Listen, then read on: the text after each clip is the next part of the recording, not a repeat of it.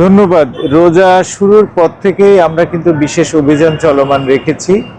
সেটা এখনো চলমান আছে দিন রাতে ২৪ ঘন্টা।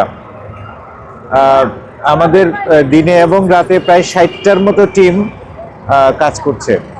মোবাইল টিম, স্ট্রাইকিং টিম, এরপরে হচ্ছে চেকপোস্ট, ৩টা স্থায়ী চেকপোস্ট আছে, ১২টা স্পট চেকপোস্ট। এর মাধ্যমে আমরা আমাদের কার্যক্রমটা অব্যাহত রেখেছি এবং পবিত্র মানে ঈদের আগ পর্যন্ত এই কার্যক্রমটা চলমান থাকবে। পাশাপাশি আমাদের যে সকল বিপণী বিতান শপিং মল আছে, যেখানে লোক সমাগম বেশি হচ্ছে, সেখানে আমাদের বিশেষ ফোর্স মোতায়েন আছে, সাদা পোশাকে ফোর্স মোতায়েন আছে। জনগণের জীবনযাত্রা নির্বিঘ্ন করতে, কেনাকাটা এবং চলাচল নির্বিঘ্ন করার জন্য আমরা সকল ধরনের প্রস্তুতি নিয়েছি। হাউজিং স্ট্রিটে যে ছিনতাইয়ের ঘটনাটা ঘটেছে, এটা অনাকাঙ্ক্ষিত। আসলে আমাদের এই নজরদারির মধ্যেও মাঝে মধ্যে এরকম দুই একটি বিচ্ছিন্ন ঘটনা ঘটেছে, তবে আমাদের কার্যক্রম চলমান আছে। আমরা তাদেরকে আইডেন্টিফাই করেছি, আশা করছি যে কিছুদিনের মধ্যেই তাদেরকে আমরা ধরতে পারবো।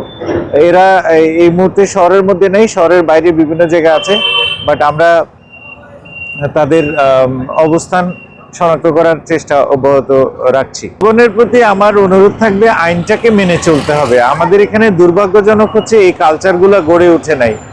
এখন আমরা মানবিক পুলিশ হওয়ার কথা বলছি।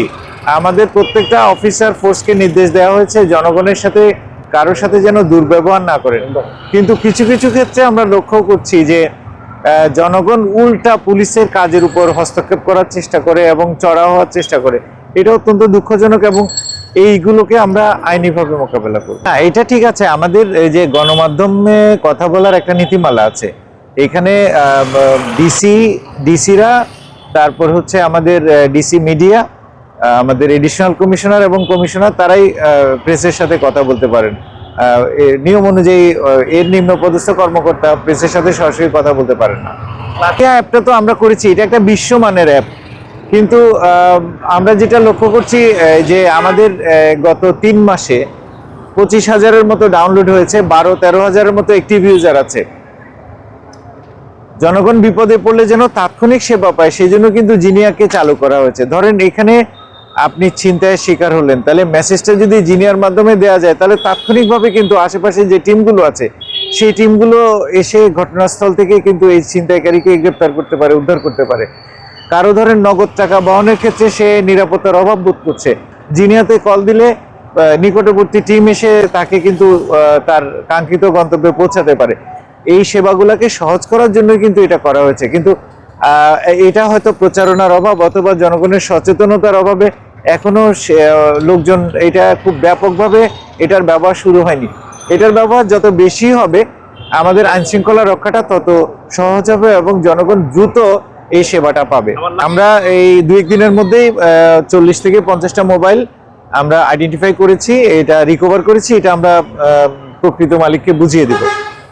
এখন মোবাইলের ক্ষেত্রে হয় কি, ধরেন আপনার এই মোবাইল ছিনতাই হওয়ার পর, চুরি হওয়ার পর সেটা বন্ধ করে রাখে, তারপরে হচ্ছে সেটা সিমটা খুলে ফেলে। তখন আমাদের এইটাকে এই নেটওয়ার্কে অ্যাক্টিভেট না করা পর্যন্ত আমরা কোনো ব্যবস্থা আসলে নিতে পারি না, আমাদের কাছে সেই প্রযুক্তিটা নাই।